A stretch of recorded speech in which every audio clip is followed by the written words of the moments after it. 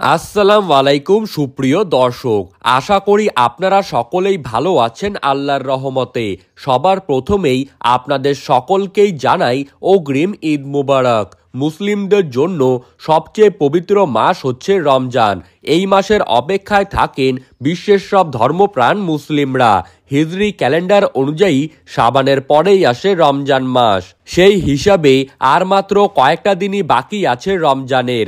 2025 সালের পবিত্র রমজান মাস ও ঈদুল ফিতরের তারিখ কিন্তু জানিয়ে দিলেন সংযুক্ত আরব আমিরাতের জ্যোতির্বিজ্ঞানী ইব্রাহিম আল জারওয়ান।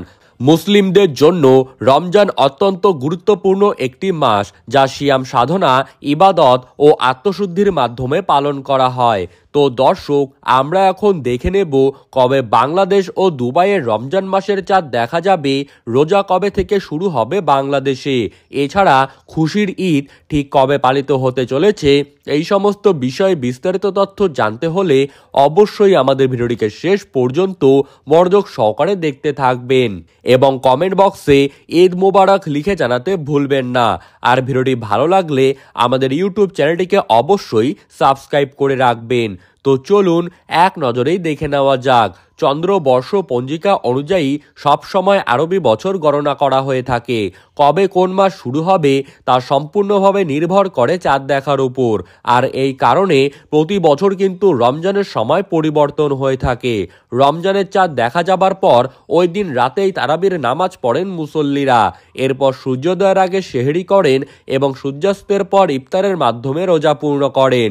2025 সালের 28শে ফেব্রুয়ারি সন্ধ্যায় রমজান মাসের চাঁদ দেখা যাবে বলে জানিয়েছে মধ্যপ্রাচ্যের বিভিন্ন মুসল্লিরা। আর সেই হিসাবে 1 মার্চ অর্থাৎ মার্চের 1 তারিখ প্রথম রোজা পালন করা হবে। আর সেই হিসাবে বাংলাদেশে 2025 সালে রোজার ঈদ পালন করা হবে 30শে মার্চ। সুপ্রিয় দর্শক, এই ছিল আজকের সর্বশেষ আপডেট।